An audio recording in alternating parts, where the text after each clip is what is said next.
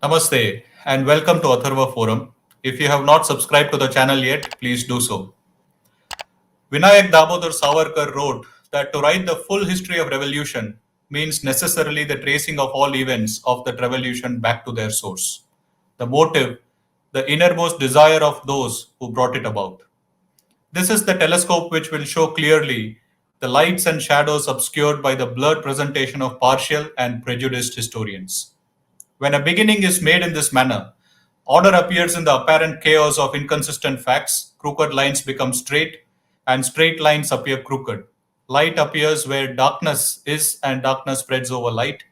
What appeared ugly becomes fair, and what looked beautiful is seen as deformed. Savarkar was referring to the Indian War of Independence, 1857, in his book that he had written when he was just 24. Atharva Forum is delighted to invite Parag Tope, the author of the book Tatya Tope's Operation Red Lotus. The book attempts to uncover and reconstruct the real story of 1857 because its history has been muddied by English and Indian historians extensively. Savarkar was one of the first to challenge the official history of the 1857 War of Indian Independence. Namaste, Parag. Namaste. Pleasure to be here. So, Parag, in your book, Operation Red Lotus, you take a very critical view of the official history of 1857, written by historians such as S.N. Sen and R.C. Majumdar. You refer to the war as the Anglo-Indian War, for example, to emphasize that there were two sides. You have provided a paradigm of understanding history as it happened. But what are your views on getting this right in reality? And what do you see as challenges in removing the layers of intellectual inertia and ideological chicanery and peer into the real facets of history? That's a great question. Thanks, Bhavesh.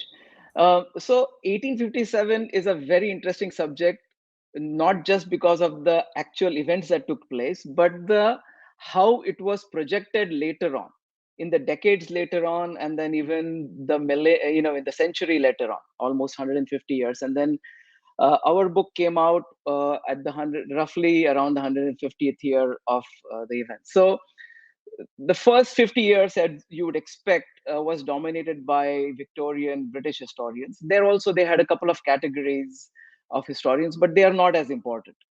The first real challenge to the history of 1857 was by Savarkar in, as you mentioned, in the early 1900s, when he was only 24 years old. This was still when India was not free. So his purpose of writing a book on 1857 was to motivate Indians to fight the British, not as necessarily as a historian per se, right? The way the liberty that we have or other historians have had. So he looked at 1857 from a very different point of view. He was able to look at the motivations. He was able to look at. He was probably the first person to look at it from an Indian point of view, and present it as a war, right? Until then, the dominant narrative was it's a mutiny, and again, technically, it was a mutiny. But Savarkar essentially saw that it was something much bigger, something it was that there was planning that went into it, right? Now, this was a fantastic questioning of history. Now, when 1947 happened, there was a lot of excitement, at least from the people that we met. There's a lot of excitement, especially in 1950s, that finally the history of 1857 could be written by an independent India in a way that will truly present will match the stories that people had heard from their grandparents, and then finally match that with the history that was written. So the official attempt was I think it was called as the Ministry of Information and Broadcasting. They hired Surendranath Sen to write the official history of India, right? So unfortunately, his attitude was justifying the attitudes of Victorian historians. He probably gave a little bit of a spin to it, but essentially largely rejected anything which showed 1857 as a planned war. He looked at any For example, Nana Sahib's role or Bahadur Shah's role or Nawab of Banda or other Indian leaders, he dismissed them as, having their own very private personal motivation. So even, for example, Lakshmi Bai was like, oh, she was only interested because her son was not going to be the king because of the doctrine of lapse. Or Nana Sahib was an adopted child, and then, so everything was made into something very personal, very petty, that our leaders were shown to be as people who took, that's an opportunity that was started by the soldiers, and then suddenly these kings and queens were suddenly now using that as an opportunity to settle personal scores or negotiate for themselves, right? So that was Surendranath Sen. And then R.C. Muzumdar is hailed as a nationalistic historian amongst a lot of people who call themselves nationalistic. In my opinion, at least about 1857, he had no such respect for anything that Indian leaders did, right? Um, pretty much the same thing as official historians, except what made him so called nationalistic was he called spade a spade when it came to Islamic invasions, which is what excites many, unfortunately, which is what excites a lot of so called nationalistic historians, rather than Majumdar's view of India or a Sanatan view or a dharmic view.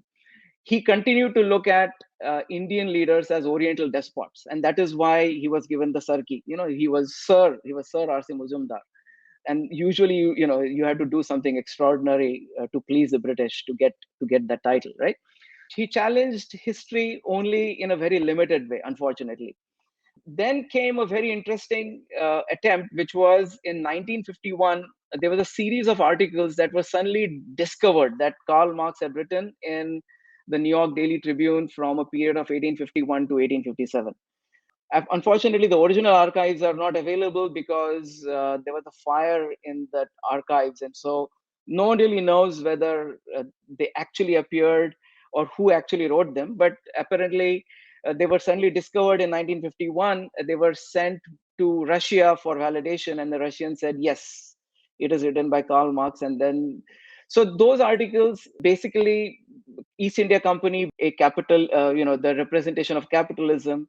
There will be a peasant uprising. There will be in 1857 fit nicely into that template that Marxists had created in 1950s, and continued later on, where that narrative that essentially 1857 was a Marxist revolution, that East India Company being capitalistic, big representation of the bourgeois or whatever the Marxists call it, and this was so it was hijacked as a rebellion of uh, the masses. So again, the idea was to marginalize the role of Hindu leadership, right?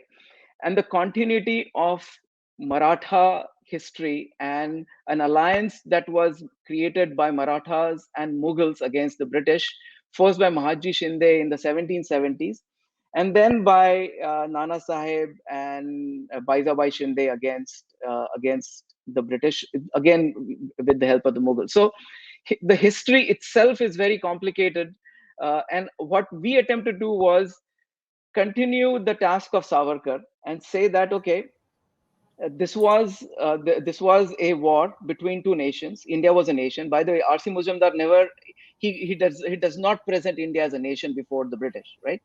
So he gives the credit to the British for creating the Indian nation, which is so interesting that nationalistic historians actually think highly of him. It was very simple. There were two sides, the Indian side and the British side. So it was an Anglo-Indian war. Savarkar called this war in Marathi as 1857 चे स्वातंत्र्य summer. So the revolution of 1857.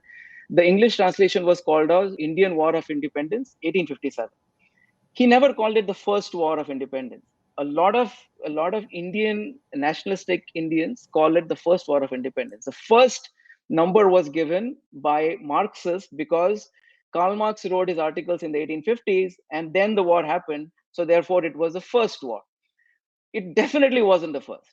You can debate whether it is 16th, 17th, or the 21st, or whatever, right? There were series of Anglo-Maratha wars, series of Anglo-Sikh wars.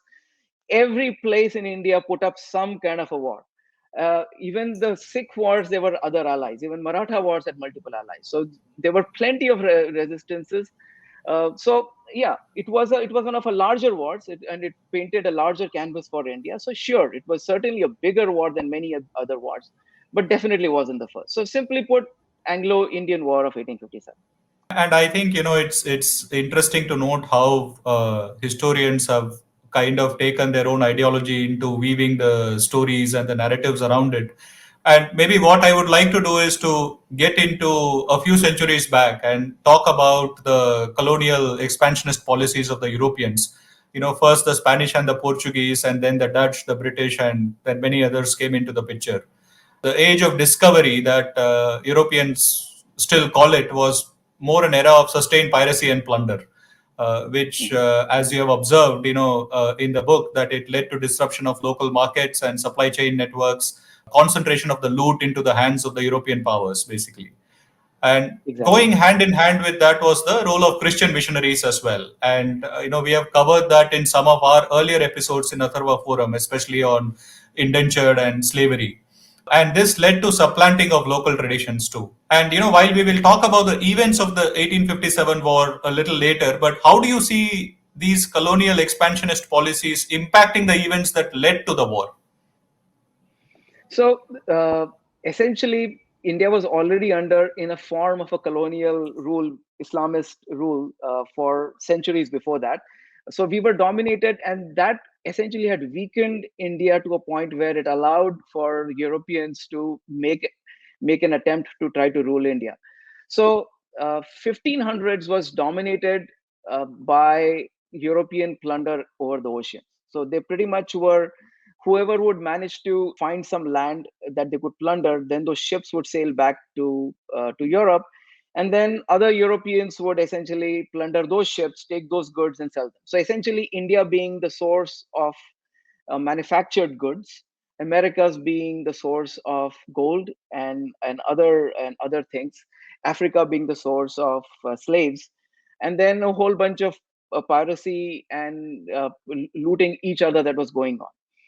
So, leading to that, essentially a few dozen British families who had invested, in today's terms, what would be like billions of dollars of capital investment into shipbuilding, they were essentially plundering each other. So they decided that they are going to create a charter and then appoint the King of England as somebody who enforces that charter of the corporation. And that's how the East India Corporation was created. And similarly, the Dutch and others created similar corporations so that the infighting for looting each other would not happen, so that they could collectively loot India. And but India, as it always has, put up resistance. So whether it was the Samutiris in Kerala, or whether it was Shivaji setting up resetting up a navy, because the navy had essentially weakened during Islamic rule. Most of the trade, most of the ocean faring had diminished. Most of the ocean trade had been taken over by Islamic populations along the western coast of India. The British found weak areas along the eastern coast, and that has its own complicated history. So Bengal, what is Bangladesh today, Kolkata, other areas were quickly taken over by the British. So that's where the weakest spots were, right? What is essentially what you call as the age of discovery was the age of plunder. Really, it was, and what would be called as the Industrial Revolution would be the largest, the fastest enslavement that has ever happened in the history. Where even within European societies, there was a large scale enslavement of people. So, for example, in my book, I refer to the textile trade, right? So textile manufacturing in India was highly evolved even until the 1800s. I mean, even until, we're not talking 1600s and 1700s, even until the 1800s, where the complex and highly decentralized, what made Indian manufacturing unique was the highly decentralized manufacturing value chain that India had created. In the 1770s, the British, who were nascent to manufacturing and what is called as the Industrial Revolution, they had very simple. It was the merchants or the traders who owned their own workers, weavers, and they were literally slaves. They were not exactly slaves, but essentially they lived in slave-like conditions.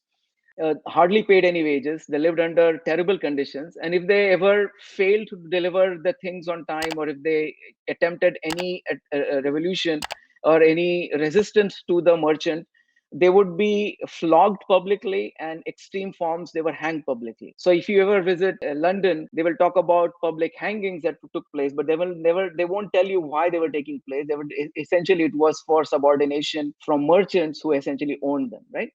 So this was, they created a series of, they lobbied the parliament, created a series of laws. And on the other hand, the workers in India were independent. They were not employees of the merchants in the 1700s. Even in the early 1800s, the weavers in India were completely independent. It was a family owned business. They were highly efficient. Our efficiency did not come from the machinery per se, but the value, the value chain that took place, right from picking cotton, ginning cotton, the dye manufacturing, all aspects of the industry were efficient in their own mechanism. So even when America joined the textile race, and the manufacturing cost, essentially they only had capital cost of buying slavery, but the marginal cost of production was almost, marginal cost of labor was almost nothing, or nothing more than essentially giving food to the slaves, right? Even despite that, India was able to compete internationally on the price of cotton, right? So you were, the British with their mills in Manchester, Americans with the mills in the north and cotton production in the south, India was still ahead. It started to collapse when the license Raj was extended to a few families who essentially started to make the weavers as their employees. And that is where economically India started to collapse under the British rule. And the cotton manufacturing became less efficient, and therefore we could no longer compete with the British, primarily because of, not because of technology, not because of anything else, because technology can be purchased. It was primarily because of British policies that prevented the Indian manufacturing to thrive on an equal, to compete on an equal basis with Americans and the British. Just to take this discussion forward, you also observe in your book that Tatya Tope was witness to one of the most dramatic collapses of an economy that any nation has witnessed. And you have Exactly done right. extensive research of the events that led to the war, right? You've collected a lot of information, letters, events right from the death of Bajirao II in 1851 to the coming together of Nana Saheb, Tatya Tope, Azimullah Khan, and Jwala Prasad, and Baijabai Shinde's call to arms and rid India of the British. And there were other events too which were happening outside of India, such as the Opium War of 1856, which also shaped what followed. So, could you share a little bit about what changed in maybe the few years preceding 1857 that brought all these leaders together, Hmm. during the Anglo-Indian War? Yeah. So uh, let's start at the second Anglo-Maratha War. So 1805 or so is when. So the first Anglo-Maratha War, the Marathas decisively won, right? The second Anglo-Maratha War was, it weakened the Maratha power. In 1818, the third Anglo-Maratha War, that pretty much completely disrupted center of power being Pune. The Peshwa, Bajirao Peshwa II, was exiled, and one of the terms of exile that he had to be outside of any territories that Marathas controlled. So, and he picked Bithur near what is Kanpur today. He was in exile. He was a defeated king. He was not motivated to put up another resistance against the British. And so he lived a life of retirement.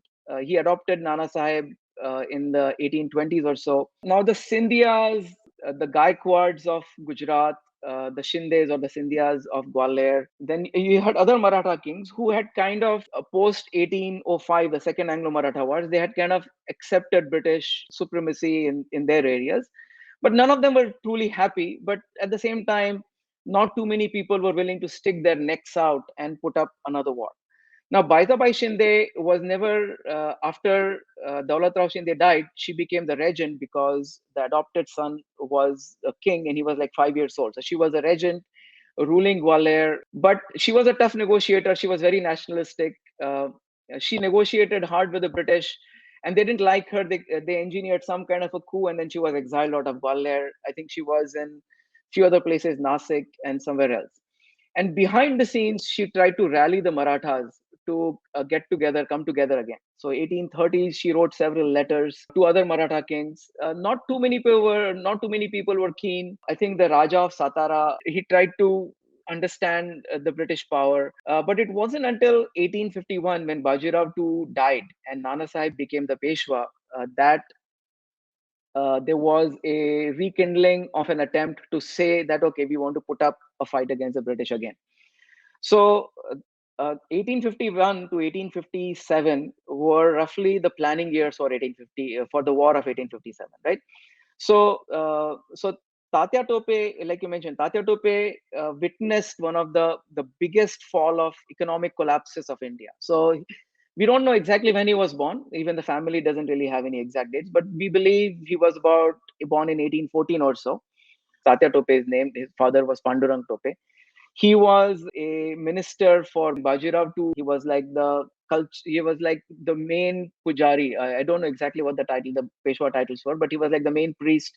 When the Peshwa moved to Bithur, Tata Tope's father and the family also moved to Bithur. So Tata Tope was born in Yeola, and Yeola even today is like a hub of the Paithani sari, which is a silk sari. The place where my father was born, right behind there were the winkers or the weavers who used to make the Paithani sari, and only silk survived, but Yeola was also a hub of cotton manufacturing before that. So Yeola was actually a pretty thriving hub where Tatya Tope was born. So Tatya Tope kind of moved. So he must have seen, at least as a child, and Yeola being an extremely prosperous place, a town, but still a prosperous town in the 1800s. And then witnessing the collapse of, and North India had already pretty much been taken over. Maharashtra was still what is today Maharashtra was still the last to fall, but other parts of India had collapsed economically much before. So Tatya Tope must have seen the decline as he was growing up in near Kanpur in that age. Also, those are the periods in which Macaulay set up that the idea, the notion that the people the people that society respected, and to kind of co-opt them into the British system, and then simultaneously Benting destroyed the Indian education system by essentially forcing that if any school does not subscribe to the curriculum that the British had created, that school be shut down. Pretty much 90%, 95% of all pathshalas in India were shut down in a 20-year period starting 1835. So what was the most literate nation in the world became the most illiterate nation by the 1850s, because one generation went without going to school. So only those parents who could educate their children at home, or accepted the British policy of British education, became literate. So literacy essentially dropped to about 10 in the tens of 15%. So 1851 to 1857 was a period where Indian leaders had realized that something ought to be done about it. So Nana Sahib changed his. Looks like Tatya Tope did not inherit his father's responsibilities. Maybe he was interested, not interested, but he became Nana Sahib's Diwan, and essentially was responsible for all his personal affairs. Right. Nana Sahib also hired a young guy called as Azimullah Khan, also a guy called as Jala Prasad, who was from the military background, but had the right attitude. So between Tatya Tope, Jwala Prasad, and Azimullah Khan was a charmer. He was sent to London to basically, he was like a spy. Uh, Before you set up any war, you are essentially trying to figure out how much is your enemy's strength, and no army is going to reveal its strengths. It's not going to put up troop deployments. It's not going to declare where the army is. So for example, in the 1770s, when during the first Anglo-Maratha wars, half of the British army was stationed in the U.S. Right, because and the bulk was between India and the U.S., and small portions were in Egypt or other parts of the British rule. When Marathas declared the war against the British started redeploying troops from America to India, and that allowed George Washington to say that, okay, with a diminished British presence in the US, we can fight for our independence, right? So troop deployments and the British troop deployments and understanding where they deployed was very important to understand.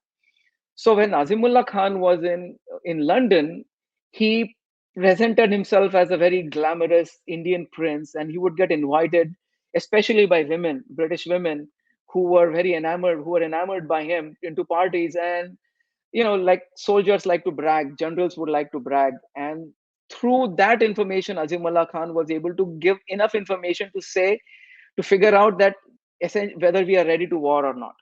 And he finished his 1.5 years of stay in London, and then as he was returning back, the Crimean War had started, and he actually met the Pasha on his way back. Meanwhile, like you said, the Opium War, the second Opium War in China had started. So the opportunity was right. The opportunity was recognized, and when Azimullah Khan came back, he essentially said, "Okay, this is the right time to start a war, because the British are busy, at least in a couple of places. So this would be a good time to set the motion." So these were the preceding years where the rough plan for Operation Red Lotus was shaped. So I think that's perfect for me to get into the crux of the book, Operation Red Lotus.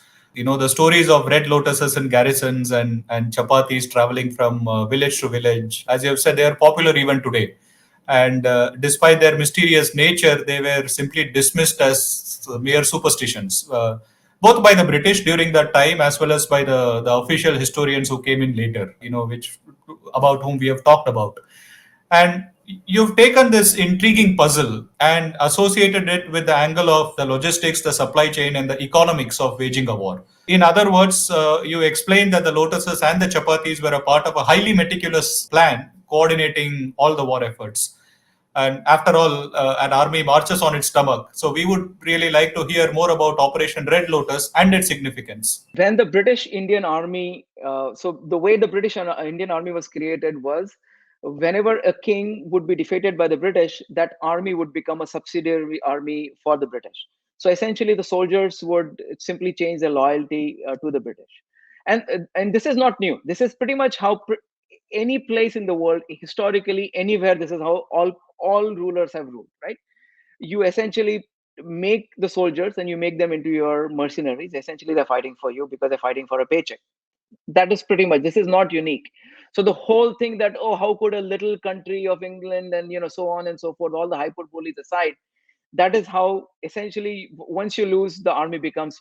So there were 71 such major, what were called as the NI regiments, native infantry regiments, that were under the control of the British in the Bengal part of the army, the Bengal army. India was under Bengal. The British had it under Bengal army, the Madras army, and the Bombay army. So the Bengal army was, the geography of the Bengal army was all the way from Kolkata to Peshawar. So pretty much all along the Ganga belt, all the way into Punjab, and all the way to Kolkata. There were 71. Roughly every regiment had 1,000 soldiers. Or the head of the regiment would be a British. It had 10 companies, roughly of 100 soldiers each. The head of the company would also be a British. Every company had 4 platoons. In Marathi, you call it Paltan. The head of a platoon was a Subedar, and the Subedar typically was an Indian person. So roughly 25 to 30 soldiers in a platoon, 100 soldiers in a company, and 1,000 soldiers in a regiment. That was the rough number, right? 71,000 highly trained Indian soldiers in the Bengal army. So if Nana Sahib was to set up a plan to overthrow the British, uh, any war with these highly trained Indian soldiers on the other side was essentially impossible. So the goal was to get soldiers on our side. Now, unlike other places, anywhere else in the world, where once a soldier switched sides, they pretty much stayed. India's only exception where a large number, you're talking about, if you look at if we compiled the numbers at the end, 58,000 Indian soldiers were willing to give up their comfortable paycheck, which was probably at least 10 times what an average Indian was making, and that life, and said that we are willing to die for. And this was shortly after the Battle of Chilianwala, where Sikh regiments had revolted against the British, and the Sikhs were brutally massacred. So the Indian soldiers knew that the consequence of a mutiny was extremely punitive, right? I mean, soldiers being killed put on in front of the cannon and blown away, and so on and so forth. So they had witnessed, they had actually seen Sikh soldiers facing that kind of a torture. So they knew exactly what they were getting into. The goal was to get them on our side. So the logistics had to be planned. It had to be secret. Obviously, the British could not know that this was going to happen, because what happened in Chilianwala would happen even preemptively in the rest of northern India. So uh, so the goal was to get the Indian soldiers on our side. The soldiers uh, were led by Indian subedars. So the subedars essentially uh, had to be on our side, and the soldiers would follow the subedar. Now, two things started to happen. And one of the things, by the way, I learned after writing Operation Lotus was there was a meeting of several kings in Jhansi that Lakshmi Bai had organized. There was a yajna that she had organized in 1856, late 1856. And looks like that is where probably this plan was a plan was created. Shortly after that, in early 1857 or so, red lotus flowers started to appear in the garrisons where these Indian soldiers were stationed. So the way it worked was a runner or somebody on horseback would come with several dozen red lotus flowers and hand it over to the subedar, so to the subedars of the regiment. Now the subedars would line up all their soldiers, like potentially like for any other drill, but in this case they would hand over a red lotus flower to the. So, for example, if there were 20, 30 subedars lined up, each of them would be there would be columns of the sipahis lining up. The subedar would line up, give the first lotus flower to the first soldier. He would pluck a petal and then give the rest of the flower to the soldier behind him. He would pluck another petal, he would give it to the soldier behind him. And then the last soldier would, whatever was left, he would hand it back to the runner who had come from outside. And all the soldiers would cry out, "Sab lal ho jayega," right? "Sab lal ho jayega." And the British officers who were around, Indian soldiers were already doing rituals, and we always used to do what the British considered strange things. Anything Hindu was always strange for them. So red lotus flowers is always, it is part of our thing, but something like this had never happened before. So the British were curious, but they didn't fully understand what was going on. And at the end of it, the runner would take everything back. And garrison after garrison, this was going on. And the cry at some point in time changed from "Sab lal ho jayega" to "Sab lal ho gaya hai." Right? This is, no blood has been spilled, no bullets had been fired. This is even before Mangal Pandey, in March. So "Sab lal ho gaya hai," and shortly around the same time or shortly after that, uh, chapati started to appear in villages. Again, a runner would come from outside, sometimes bring 4, 6, 8, 10 chapatis, and hand it over to the chowkidar of the village. And the chowkidar or the mukhia would gather all the villagers and they would eat the chapati themselves. And they were instructed to make again the same number, 6, 8, 10 chapatis. And then the runner would go to the next village and the same sequence would repeat themselves. And sometimes even, dozens of villages, hundreds of miles apart, would be getting these chapatis. The British investigated this. And again, this was something which, if you see the records, they were like highly intrigued by it. And again, Benjamin Disraeli, once the war was launched, and in his speeches in the Parliament in the late 1857, he essentially talked about that. In hindsight, obviously this was in hindsight, he essentially used that to show the weakness of the British government, to say that, okay, you guys had no idea what was going on. The lotuses and chapatis are very interesting, and uh, the reason why I found it was an interesting puzzle to solve as an engineer for me was that something was interesting about it. And so I said, what is it that could be conveyed, potentially could be conveyed? Turns out that a red lotus flower has about 25 to 30 petals. A mature red lotus flower has about 25 to 30 petals, and a platoon has roughly 25 to 30 soldiers.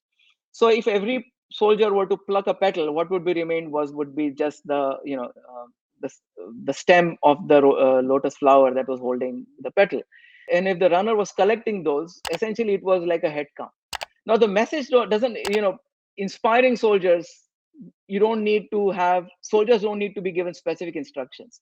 If they were motivated, they knew something was up, and a few subedars needed to be told what was going on. A handful of subedars needed to be told what the plan was. The soldiers would be loyal to the subedars, right? So essentially, the idea was seeing how many subedars were willing to say, metaphorically say, that we are willing to die for India. And at the end of it, the count was about 58,000, because those were the number of regiments essentially were willing to fight, right? So that is a large number. And the first chapatis that were made, and the priest who in Nana Sahib's court, his name was Dassa Bawa. Sitaram Bawa was another priest in Nana Sahib's court who was arrested in near Bangalore somewhere, I think, near Mysore, in January 1858. And he talked about what he witnessed was the first set of chapatis that were made in Kanpur, in Bithur by Nana Sahib. They had the popped seed of lotuses, the makhanas, that were rolled into the atta that were made the chapati. So that's how the red lotus flowers kind of came full circle, and those chapatis were the ones who were sent out to the villages, right?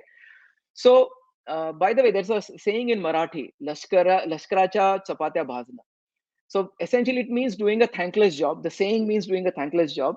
But in reality, Maratha women have always made chapatis for Maratha soldiers because they were part of the supply line, right? So here the message was simple, that we are giving you the chapati, and when time is right, you are supposed to stock up on the ration so that you could be feeding the soldiers. So the minute the war was started, so when May 31st or May 10th, when the Meerut event happened, essentially that regiment mutinied against the British. Now the Indian soldiers were on their own, no paycheck, no food, nothing, right? Obviously, the logistics of war was very complicated. Every Indian soldier had, when Indian troops moved, Indian soldier had 10 camp followers roughly. So when one regiment moved, roughly 10,000 people were actually moving along with the Indian regiment, right? Now, and those were all the people who were supporting the Indian soldiers. Now, without camp followers, without the support of the logistical machinery that the British had, the Indian soldiers were on their own. So the support had to come from the villagers, and primarily the support would come in terms of food. The secondary would be in terms of bullock carts and so on. So the planning took place through these coded messages of chapatis and red lotuses, where the chapatis was a message to the villagers to make food for the Indian soldiers. Also, there was another event that took place, interestingly, was several thousand women lined up along the Ganga one day and offered their balan to the Ganga. And I did not know that until I made a presentation much later on after writing the book, that especially in the tradition in North India is that the balan carries a lot of significance, that it usually comes from the maike, and and it represents something. So offering that balan to the Ganga was a big sacrifice, and in a way that clearly symbolic of that, okay, we are willing to, the balan being, and again tying up with chapatis, and shortly before 1857. So this was the Indian civilians saying that we are willing to take care of the supply line for feeding the Indian soldiers, and the Indian soldiers were willing to, the red lotus flowers symbolic of blood and symbolic of the Indian soldiers saying that, okay, we're willing to give our life for our kings, who are essentially the ones planning this. So that was the logistics, and that was the planning that took place, the actual logistics, before the first bullet was fired in May 10th, 1857. And interestingly, you just didn't get into the research of Operation Red Lotus itself, but you also talk about the covert behavior, the overt behavior, and the key role that was played by the collaborators. There was the leadership, the civilians, and the soldiers. And the covert part was the Operation Red Lotus, what you mentioned, while the overt or the official reason was blamed on greased cartridges. So Exactly. I have a two-part question here, both questioning the popular narratives. The first is about the grease cartridges part, your views on what happened there. And the second is about the role of the leadership, because as we move into our conversation, we would also like to know a little more about the leadership in the war, because that throws any narrative on mutiny out. So grease cartridges would be the soldiers, right? So the Enfield rifle, which was essentially the technology that was used in 1857, I think that first came about in the early 1850s, if I'm not mistaken. Now, what made that rifle better was not only the longer range, but also its reloading was quicker than earlier rifles. So, for example, during Bajirao, the loading time was like 3 minutes or so, and Bajirao, the first Bajirao, 1700s, was able to leverage the reloading time and use the cavalry very effectively against. So the Enfield rifle got its longer range from creating a good seal between the bullet and the shaft, the metal shaft, right? And that seal essentially came from grease. So it needed some kind of grease, some kind of an oil. Now, in Europe, since the byproduct of slaughtering animals was any form of lard, so that if they killed cows, the cow fat was used. If they killed pigs, the lard from the pigs or any other animal that was used, that was a byproduct, and it was the cheapest oil that was available for the Europeans, right? And even the British soldiers hated using that oil because it smelled. It was like, it smelled really bad, but that is what was used. So when the Enfield rifle was introduced even to the British soldiers, they didn't like the smell because earlier rifles were not stinking. These rifles used to stink because of that. So nobody liked the Enfield rifle. Nobody liked the fact that you had to use that grease. Now, when it was introduced to India, the British were not idiots. They knew that, using. So as soon as the rifle was introduced, they pretty much told all Indian soldiers that bring your own grease. You don't. This is the grease that is available.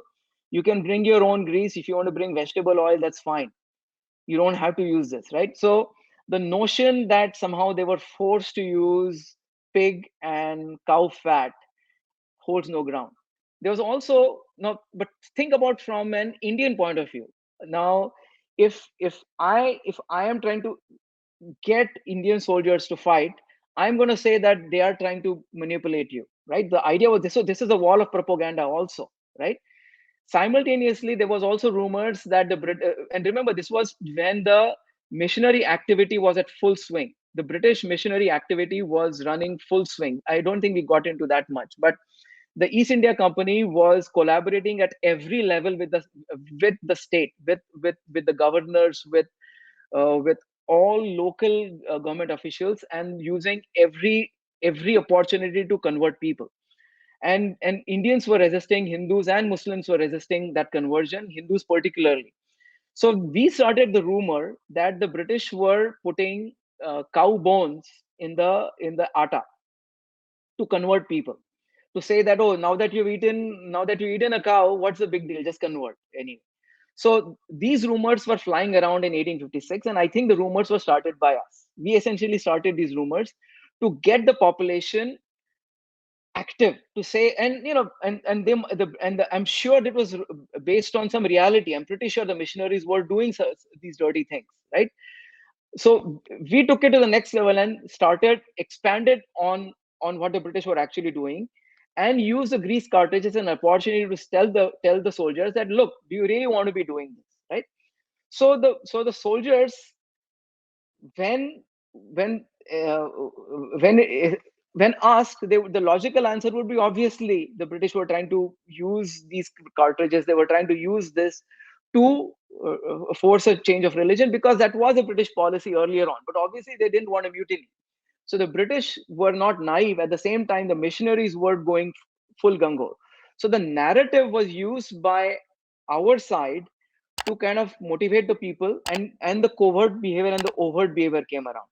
So this was on the soldiers side. Essentially, they were saying that, oh, this is the real reason, but the real reason was that we wanted to fight for independence. Now on the side of our leadership, if you look at the letters, that when the war actually started, and Jhansi became a hub for a lot of marching armies to stop and replenish their supply lines, Jhansi became the hub, and the British commissioners were questioning Lakshmibai as to how is it that in Jhansi the Indian soldiers were getting replenished. So she wrote a very detailed letter saying that no, no, no, I'm a loyal servant to Your Highness, and whatever, whatever, right? So overtly, our kings were presenting themselves as loyal servants of the British. But covertly, we know that Lakshmibai was supporting the Indian soldiers. Similarly, same thing in Gwalior, in many other places. All the kings were essentially saying that, oh, what can we do? These are your soldiers, and they are doing this, and we can't, we don't have control over what the society is doing. But yet, all these things were going on. And if you look at Vishnu Bhatt Godse, he wrote a book called as Mazha Pravas in Marathi, and he was an eyewitness to many of these events. And he got caught up. He ended up being in Jhansi, and he was an eyewitness to what was going on. So clearly, the Indian soldiers were getting support from Lakshmi Bai, right? So the covert behavior was supporting Indian soldiers. The overt behavior was showing loyalty to the British, right? And same thing with the Scindia family. That Baizabai Shinde had returned to Gwalior late 1856. Jiaji Rao was, I think, early 20s, was a very young king, and Baizabai Shinde was advising him. And obviously, she didn't want Jiaji Rao to, be beheaded by the British. So she was playing this dual game of supporting the Indian soldiers, but yet presenting loyalty to the British.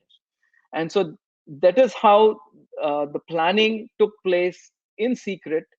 And a part of the plan was the communication that took place between the Indian kings, and that was typically done by people like Sitaram Baba. So, for example, when he was caught in Mysore, he was potentially carrying some letters from Nana Sahib.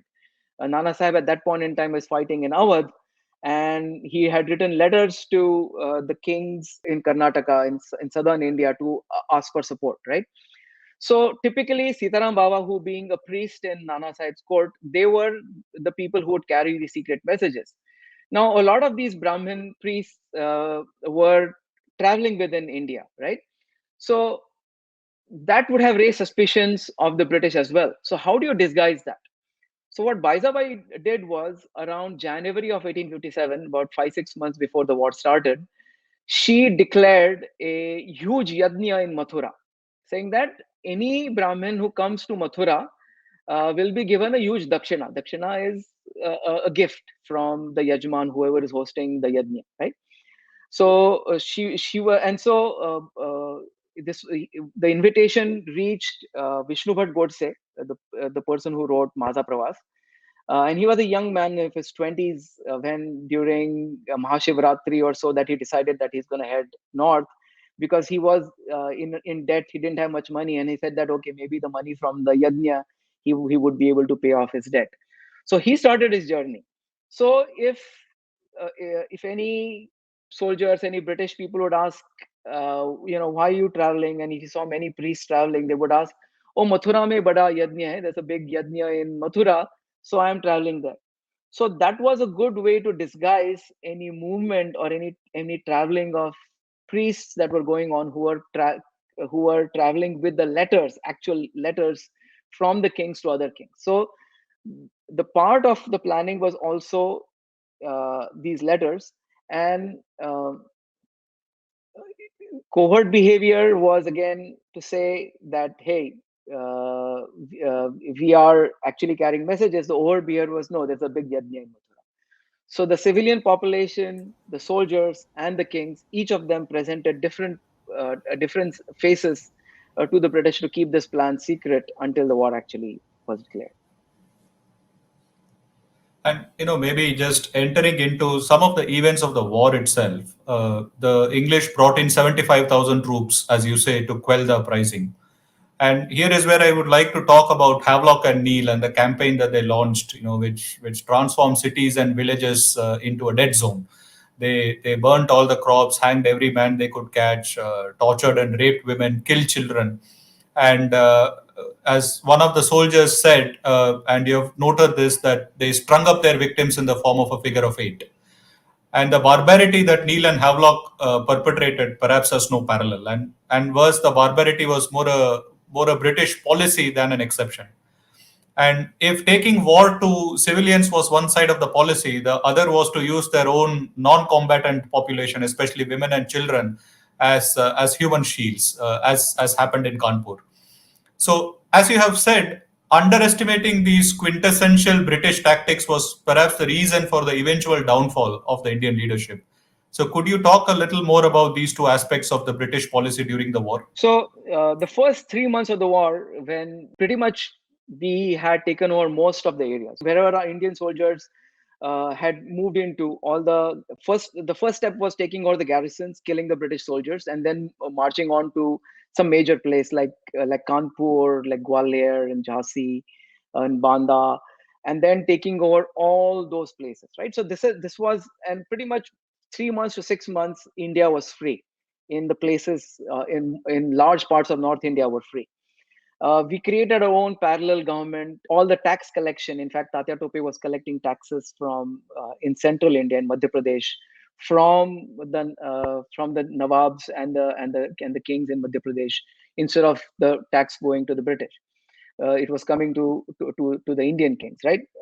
To essentially fund the war. Meanwhile, the British started, they had 25,000 soldiers deployed in India, but they needed a lot more because they needed at least a 2-to-1 ratio to defeat Indian soldiers. And they recruited about 75,000, and those started coming over the next few months, Havelock and Neil included.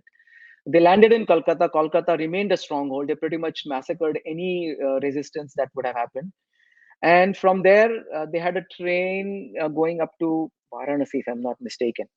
And from there, if you look at the geography of North India, Ganga and Yamuna form what's called as the Doab. Doab is like two.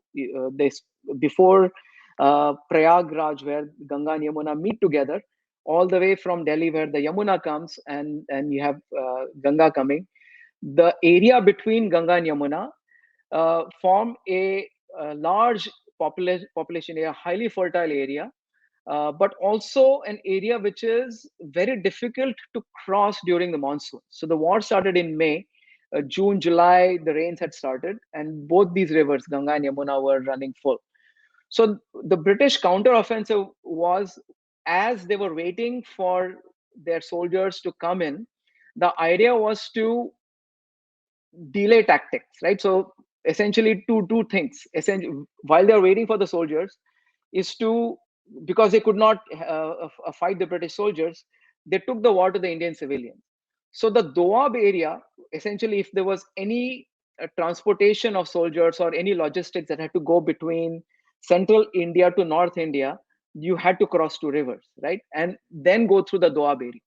So Havelock and Neil started the campaign in Prayagraj or Allahabad and started marching towards Kanpur. And the goal was very simple: to completely destroy any traces of support to the Indian soldiers, especially the logistical support and food. So, and the idea was to terrorize the Indian population, and the terrorism was, I mean, it was incredible. Like you saw, like you mentioned that they would go into villages. There were volunteer teams because the soldiers that they had were not enough, so they essentially were giving money away to any Britisher who would volunteer to kill civilians. And these volunteer armies would go, and the idea was to uh, just take senior people, women, and just kill them and to terrorize the populations. And this is what happens when you feed soldiers. And the idea was to kill them and hang them on trees to show that if you support Indian soldiers, this is what will happen to you. There wasn't a tree along the entire Ganga where there wasn't a dead body hanging, right? And I call that chapter figure of eight because that kind of symbolizes that out of boredom, one British soldier arranged these dead bodies along the tree in a figure of on the shape of a figure of eight, right? So that was a brutality of the British to make sure that the Indian civilian support would go down, and that did help because the Indian soldiers were not able to cross the Doab area at all until the second phase of the war. On the defensive things, what the British did was the goal was to protect the lives of their own soldiers. Indian soldiers taking on the British wherever the British were, the British soldiers were getting killed. So what they did was they specifically instructions were sent from Kolkata to every British regiment that do not send your civilians to Kolkata, because Kolkata was still a safe place. To not send them on ships along the Ganga to Kolkata. To say them you should keep your women and children in the garrisons that you're stationed. The British soldiers didn't like it either, but what that did was they were told to keep the women and children, so that any attack on the garrison meant that Indian soldiers would be killing British women and children. And then you see that all the events of Kanpur that took place, British historians have said that the massacre of Indian civilians was in retaliation of the events that took place in Kanpur. What happened in Kanpur was late June, versus Havelock and Neil's campaign happened in July, but Havelock and Neil's campaign had started already in June. So by the time they reached Kanpur, they'd already slaughtered hundreds of thousands of people all along the Doab. So what happened in Kanpur was pretty much happened everywhere else, where British women and children or Irish women and children were stationed in the garrison. And so when Nana Sahib laid a siege to the garrison in Kanpur, Nana Sahib didn't want to kill the civilians. So essentially, uh, that allowed the British soldiers to remain alive and to be used for a later date, right? And the sympathy or uh, Nana Sahib's inability or the lack of desire to kill British women and children allowed the British to protect their men. And this was their defensive policy. On one side, to kill Indian women and children, to terrorize the Indian population, and on the other side, to use their women and children as human shields to protect their population, right? And the historians then have gone on to say and justify, including historians writing books in 1980s and even later on, to say that the British policies were of slaughtering Indian civilians was a reprisal, was a retaliation for them killing British women and children, when it was the exact opposite. Both, again, the reality was that the British used their women and children as human shields, and then they killed Indian women and children.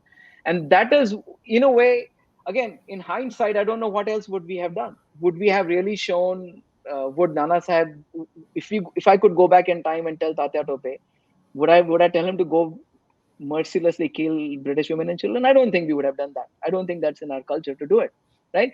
So that essentially turned out to be a weakness, which allowed the British to defeat Indian soldiers by essentially targeting our civilian population and using their uh, civilian population as human shields.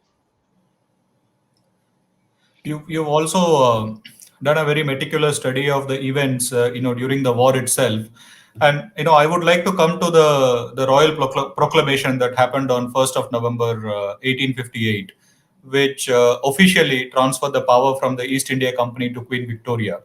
And you mentioned that for an old nation such as India, this was devastating in the short term, for 100 or 200 years.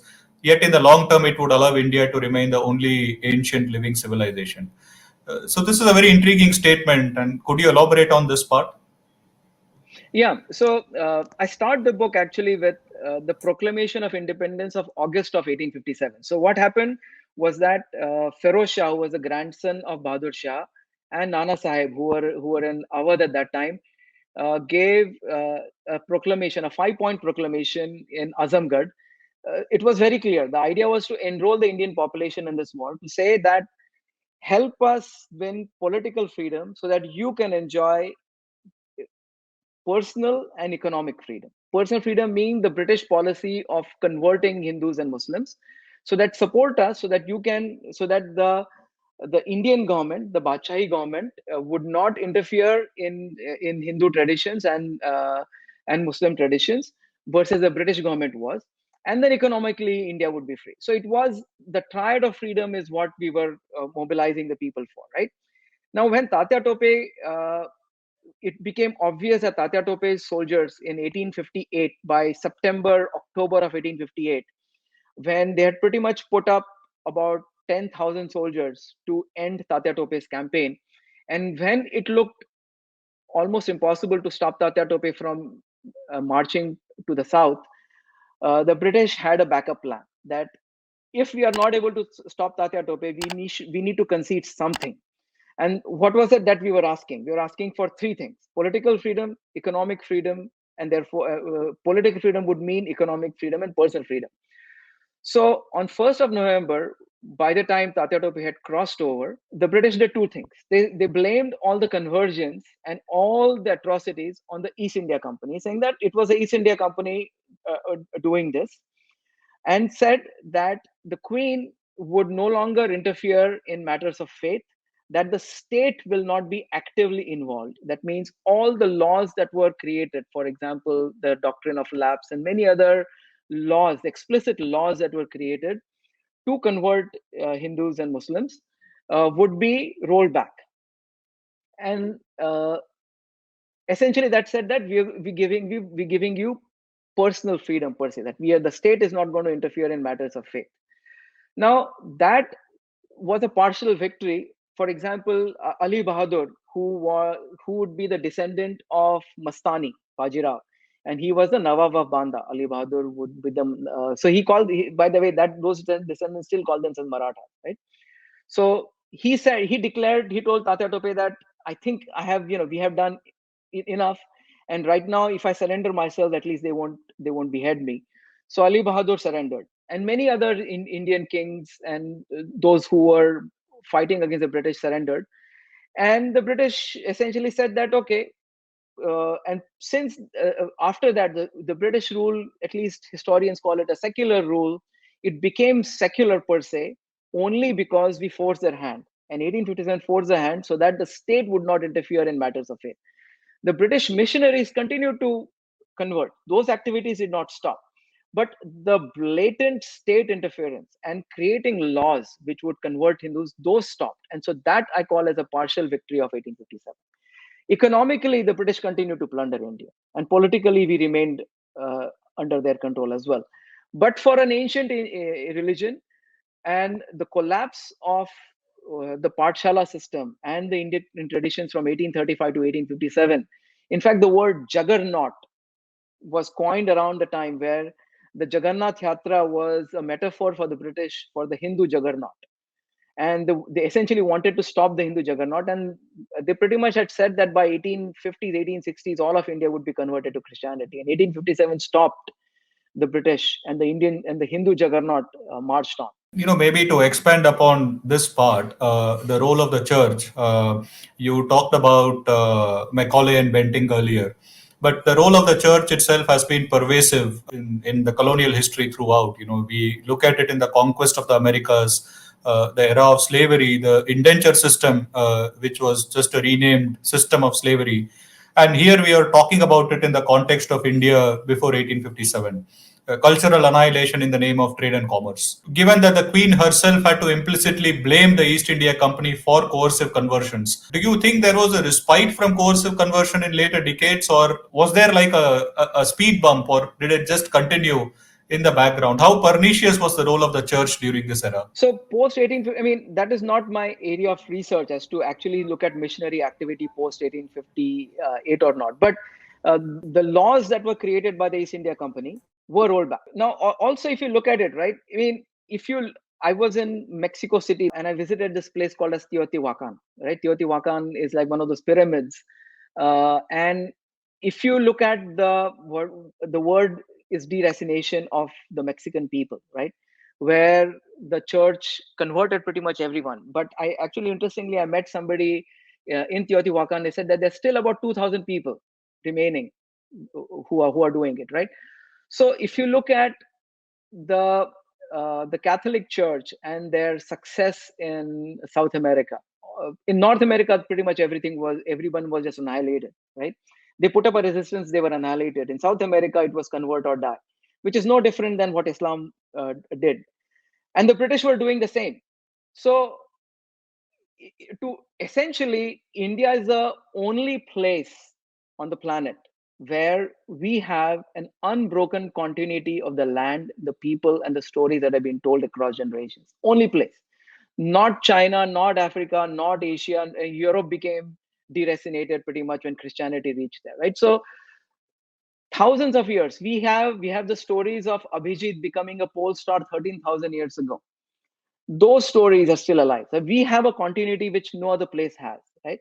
So therefore, to do A versus B comparison, to say that okay, if we had completely lost 1857, what would have happened, versus if the partial victory had not taken place, what would happen? That's very difficult, because we would have done something else. We would have put up another resistance, right? So the speculation is best avoided, right? But there is no question that 1857 altered history. It altered history, and Savarkar and many other nationalistic revolutionaries looked at 1815 as a motivation. And if you look at the events of 1946, they were systematic. They were systematic. One day we were able to do some things, and so 1857 was clearly an inspiration for the British to be thrown out literally in a 24-hour period in 1946. That also brings me to the last part of our conversation. In the later part of the book, you do talk about the events of 1946, and which take a special significance when taken. And then there is an additional angle of the erstwhile Congress, who felt that the events were setting a bad and unbecoming example for India, Gandhi's own words. So, what made you introduce this aspect of history in a book on Operation Red Lotus? And do you feel that this holds significance in today's world as well, with its multipolar and complex international relations? So part of the reason why I introduced 1946 was because of just a personal story. My dad was 23 years old when Sardar Patel gave a speech at Chowpatty Beach, February 19th or 20th. Azadi to chand dino ki baat hai, right? Now, before that, Manohar, I think he was my father's nephew. He worked in uh, a building which was right across from, I forget the boat club or whatever, the British, where the British Navy's headquarters were, Bombay Boat Club, somewhere near there. And a British officer was actually shot dead. And that was a story that Manohar had told my dad. So he had heard that about uh, and the reason why my dad was 23 and the nephew was actually older, because my uncles and aunts are much older anyway. So Manor was a witness to that. So I was very curious about what actually happened in 1946 growing up. So that's where we started digging deeper and found out that actually a lot had happened in 1946, where the transfer of power was declared on February 19th, 1946, one day after every arm of the British Indian Army revolted against the British. So it was a single day war that we won. And February 19th, pretty much a committee was sent to India to transfer of power, right? So there was a there was a clear planning that took place where the the Indian Royal Air Force refused to take off to bomb the ships that we had taken over. The Indian soldiers refused to shoot on the ground naval establishments. So there was, and the police went on strike, with pretty much everyone refusing to cooperate with the British. The British had no choice but to declare India as independent. The significance in today's world, what happened in 1857 as well as 1946. Uh, I was more curious to know if you feel that this holds significance in today's world, especially with all the complex international relations that we have today. So what the goal of whoever planned it, we still don't know exactly who what was the civilian leadership that told the British, the naval uh, uh, I forget the basically the naval, to quote, mutiny against the British.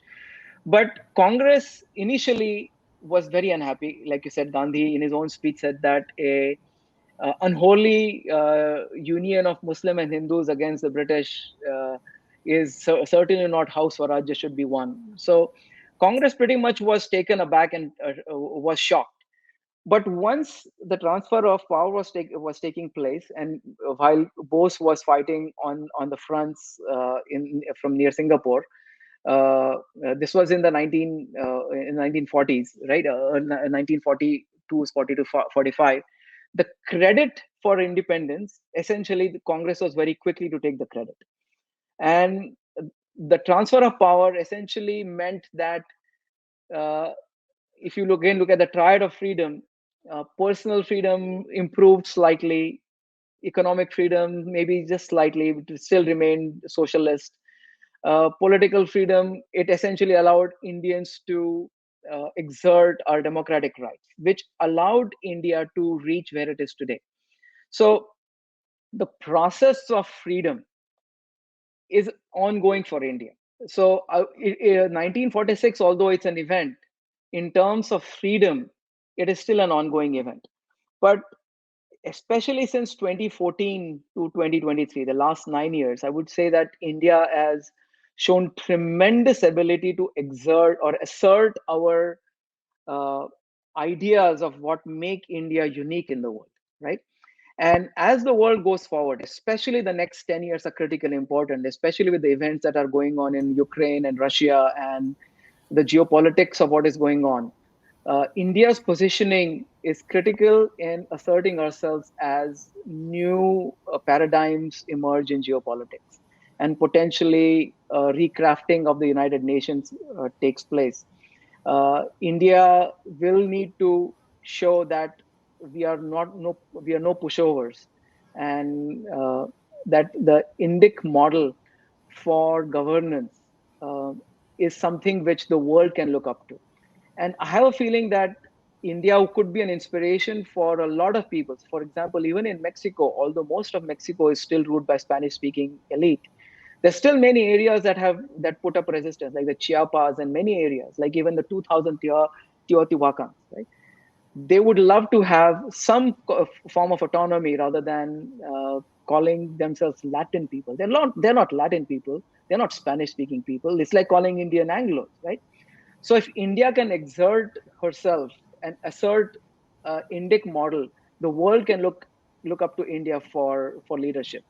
And that is partly my interest. And I'm working on another book called as The Second Shanti, which tries to look at what would be a political model. Because first Shanti is Adhyatmic Shanti, the second Shanti is Adi Bhautik Shanti, and that is my area of interest. That if India were to exert and assert our ideas, what would the world look like differently?